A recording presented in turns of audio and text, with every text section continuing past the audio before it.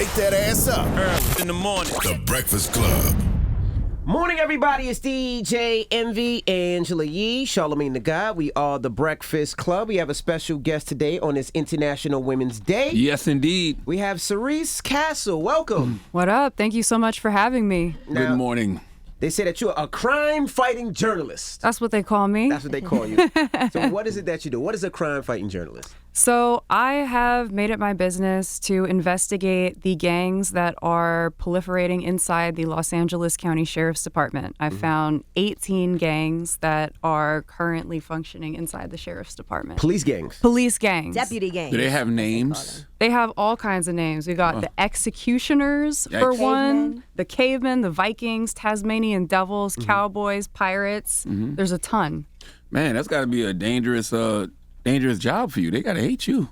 Oh, 100% they hate me. I mean, matter of fact, just on Monday night, the sheriff of Los Angeles County did an hour-long radio show where he just spent an hour bashing me and threatening me. And that's not the first time that happened. He actually threatened to post my home address. The sheriff? Yes. That is crazy. It's crazy. And so yeah. did people support this sheriff initially? Yes. Initially, he campaigned as a progressive, and he was able to get the support of the Los Angeles County Democrats.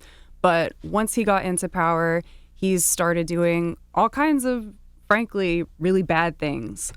We've seen an increase of deputies killing civilians since our sheriff has been elected, as well as an increase of deaths inside the jails. And our sheriff, he really thinks that this is okay. He said twice now that every police shooting across the United States is justified. Wow. So what Why? got you Why? into this? I'm sure somebody asked why when he said that.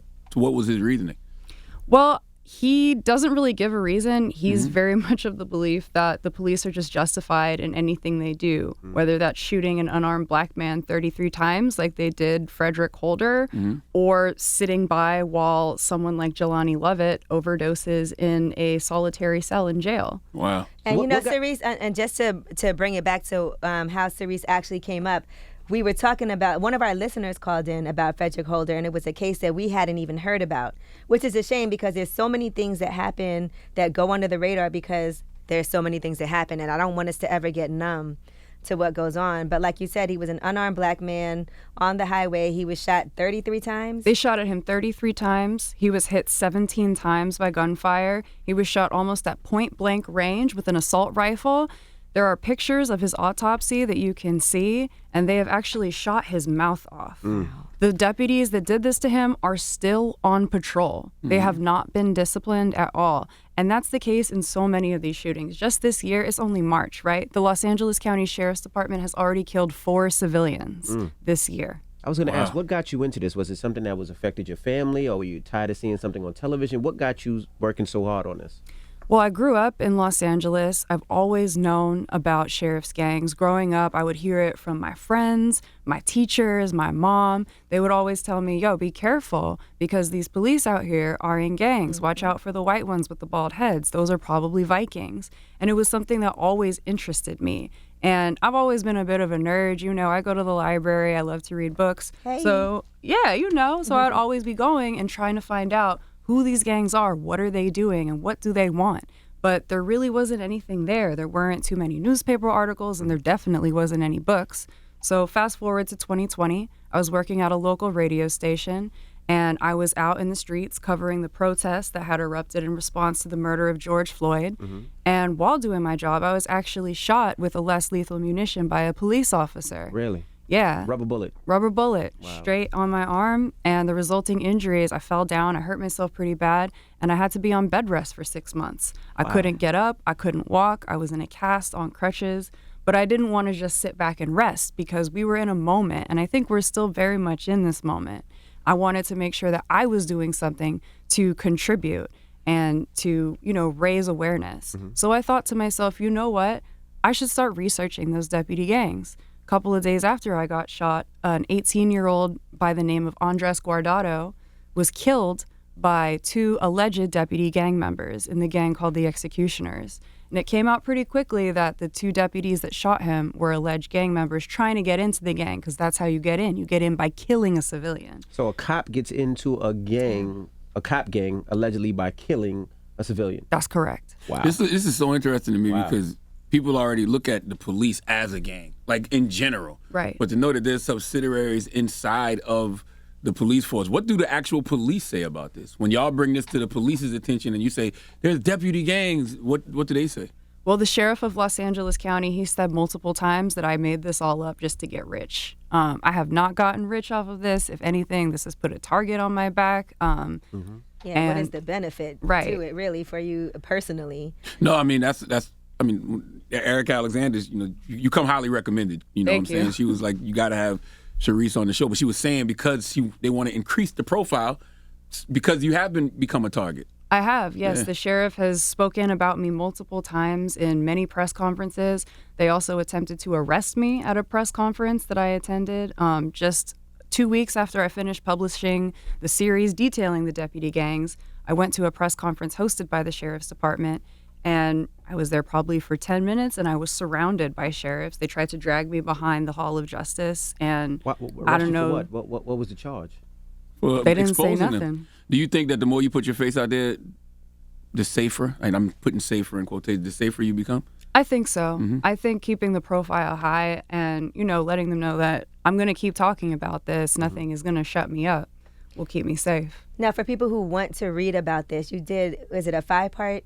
15. 15-part. 15 part. It's long, but it's Okay. worth the read. And it just goes to show that this has been going on for so long. These deputy gangs have been around in Los Angeles for at least 50 years. And I'm the first person to chronicle this history. This is stuff that they don't want you to know. But this is stuff that everyone in Los Angeles and even outside of Los Angeles, you need to know. Because these deputy gangs, they don't play. How hard is it to get people to talk on the record? Well, let's talk about that when we come back. We're still talking with Cerise Castle. She's a crime-fighting journalist out of L.A. She's telling us about the gangs inside the police department. Sounds like Spider-Man. Right? Crime-fighting journalist. And we'll talk to her more when we come back. It's The Breakfast Club. Good morning.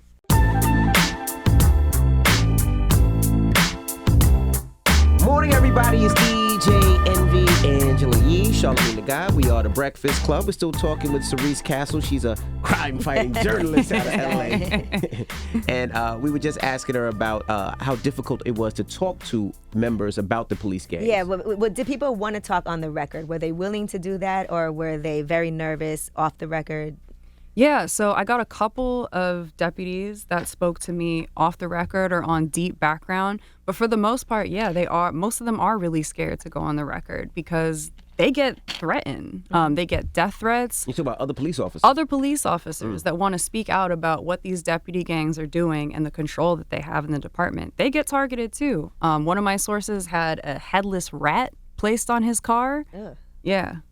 Now, what proof do you have, Cerise, that these deputy gangs exist? You know what I mean? Like even when you make claims that they kill a civilian to get into the gang, that's a big claim. So what proof do you have? Well, I've got photos of hundreds of tattoos that these deputy gang members have. They're all numbered. They have different designs. And as their police career goes on and they hurt or kill more civilians, you can see in the photos how the tattoo changes. Maybe a bullet is added to the chamber of a gun that the skeleton of the executioner is holding. Also, there's a lot of litigation, right? That's how I found out all this stuff. Los Angeles County actually tracks every case that is brought to the county that mentions deputy gangs. So, for example, Andres Guardado, his family brought a claim saying, yo, your deputy gangs, killed our son. And the county actually tracks that. They have a spreadsheet of all these cases. It's like 60. So they know that this is happening, but no meaningful action or policy change has been made. But there have been lawsuits. How much has this cost? About $100 million. And that doesn't come out of the sheriff's department either. That comes from taxpayers. Right. Right. Yeah, so they're just white gangs, or they're black gangs, or they're Mexican, or they're Latino, or is it just primarily white gangs? So all of the gangs have white supremacist themes and underleanings, definitely. There are some only Latino gangs. For the most part, they do not allow black people to join. They do not allow women to join. There are some exceptions. And what they'll do, if you're black, maybe they'll change the tattoo a little bit. For example, the Vikings, they had a Viking tattoo. But if you were black, instead of 2 horns pointing up on the helmet, they would have 1 horn pointing down. Not really sure what that means, but there you go. The L.A. County Sheriff Alex Villanueva, Yes. he's facing calls for impeachment from community organizations. Yes. What are the reasons? Well, he doesn't think anything is wrong with this. He's said both that deputy gangs don't exist, and he also says that he's the only person that has done anything about deputy gangs. Which one is it? Exactly. So that can't be the only reason they're impeaching him, though, right? Is it? Yeah, well, it's a big reason. Okay. He supports deputies that, kill people. Mm-hmm. And as I mentioned at the top, we've seen a huge increase in civilians that are killed. And he is fine with that. He supports these deputies. He doesn't discipline them. He allows them to continue to be on the street. For example, there's one deputy, Gregory Van Housen. He killed a 16-year-old named A.J. Weber on Super Bowl Sunday a couple of years ago. That case settled for several $1 million. That same deputy went on to kill just 18 months later. He shot another black man that was, trying to get home one night, shot him over 20 times, and he is still working. Wow. If they do impeach the sheriff, who do you think is qualified to replace him and clean up such a corrupt system? I don't even know if that's. It's a system. You got to fire everybody, really. Like, I don't know if that system can ever be cleaned up. I think it needs to be dismantled.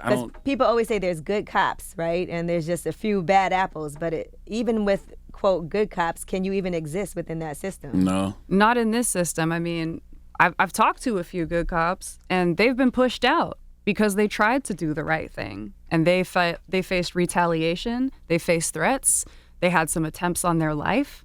And eventually it just got to be too much. They had to let it go. Is there somebody you think could replace him? Well, that's the interesting thing. We are in an election year this year in Los Angeles. We do have several candidates running. Interesting point is that more than half of the candidates that have entered the field are also affiliated with deputy gangs. Yikes. Yeah. So it's tough. I mean, there are a couple of candidates that have some interesting solutions. One is Eric Strong. He has said that he supports, taking money out of the sheriff's department budget. They get $3 billion. He supports getting rid of some of that money and building up social services. He also believes in closing Men's Central Jail, which is a place that is home to at least 2 deputy gangs, possibly 3. I just heard of a new one from a source of mine.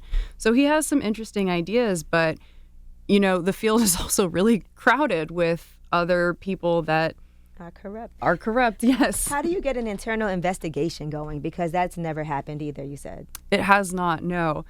And that's a great question, Angela. Maxine Waters has sent multiple letters to the Department of Justice requesting a federal probe into this. We haven't heard anything back yet. I'm steady hoping that the feds show up because it's like an emergency. It is an emergency. People are dying out here in incredibly violent ways. How do you even trust the feds, though? The feds could have internal gangs. You know what I mean? Yeah, I mean, that's a good point. The feds did come and investigate the sheriff's department in 2013, I believe. And that actually resulted in our then sheriff and undersheriff, who is the number 2, going to federal prison. I was going to ask, who has your back? Who's the one that supports you and makes sure that you're okay in L.A. while you're running around and you're doing what's right? I have a great community. I know you mentioned Maxine Waters, so I didn't know if that was part of your... Maxine Waters is a great supporter. Who's your gang, Cerise? Yeah, My gang?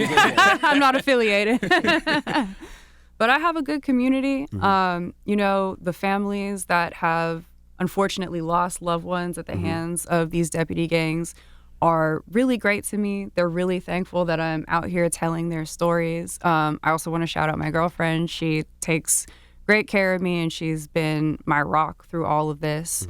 And yeah, I mean, I really couldn't do it without the community trusting me and, supporting me through this, because it is tough and it does get scary at times. What about some of the people who are victims of these deputy gangs? I saw one story you were talking about is there was a fight in jail, a black guy and a white guy. The white guy started it, but the black guy retaliated, got the better of him, and then they beat him up. And they were like, you cannot put your hands on a white man, broke his leg, did all kinds of things. Can those victims speak out without retaliation? Are they willing to do that? Well, that's Clyde L. Crawford, and his story is so heartbreaking. He spoke to me about that incident that happened in the 90s, and him speaking to me about that incident was the first time he had talked about it in 20 years. Oof. And after we printed that story, he was actually arrested. Wow, see? Yeah. That's insane. So they want to intimidate people from even speaking out about what happened. Then there's cops who work there who, even if they want to do the right thing, they just can't. And then your family is being targeted as well? Well, luckily they haven't come after my family directly. No more than like text messages, social media messages, that kind of thing. I did have to delete like all ties to my like personal people on my Instagram, my social media. I have a niece that I can't really like show her in public anymore because I'm just, I'm worried. Concerned. Yeah. Question, when the sheriff is asked about deputy gangs and he says, well, they don't exist, but then turns around and says, but I'm the only one who did something about it. When somebody questions him about that, what is his response? He really just will talk circles around it, he's very illogical. He'll make those two claims that contradict each other in the same sentence and just go with it. Because that's an acknowledgement that they exist. That right there should warrant some type of higher investigation, I would think, right? I would agree with you, yeah. He's also said that there are gangs in every police department in this country, which is terrifying. Yeah, that's definitely not okay. Yeah. Now, how can people support you and make sure that they support what you're doing or even help if they can? Yeah, I appreciate you asking. I would want everyone to check out the series. It's available at lasdgangs.com. We also have a database on there where you can actually look up and see all of the sheriff's deputies, I should say, that I have identified that are either full-fledged members in these gangs or associates. You can follow me on Twitter. I'm at Cerise Castle. I'm on Instagram at Your Majesty. And I am constantly posting updates about what is going on with these deputy gangs and what to do. I would also implore all of the listeners to learn about qualified immunity because Gotta get rid of that. Exactly. That's what makes it so that when a police officer kills your loved one, they aren't responsible. You can't personally sue them or get, damages. And we also have to do something about the Police Officer Bill of Rights. That makes it so when a police officer does something that could be a crime, they get to review all the evidence with a union representative and a lawyer while they're at work. And if the charges aren't filed in a year, they get to walk free. I never heard of the Police Officer Bill of Rights. Yeah. Wow. Yeah. Wouldn't that be great if we had that right? Yeah, I mean, Cori Bush, we just had her up here. We aired it this morning, but she was here last week. And, she wants to really, really get rid of qualified immunity. And I think that's the only way that police officers are going to start holding themselves accountable.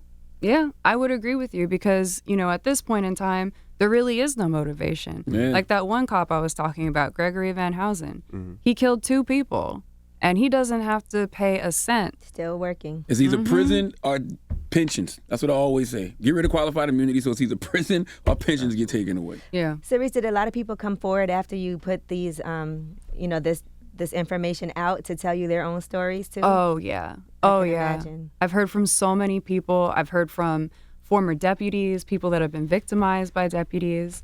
And it's enough to do a whole other series. I'm actually taking all this information and I'm going to be doing a podcast on iHeartRadio called Tradition of Violence. It's going to be all about these deputy gangs and going into a lot more detail.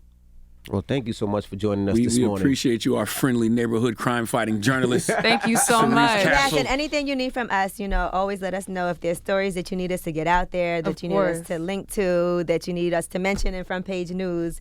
We're here for it. I appreciate you. Thank you. All right. Well, Cerise Castle is the Breakfast Club. Charlamagne, you got a positive note?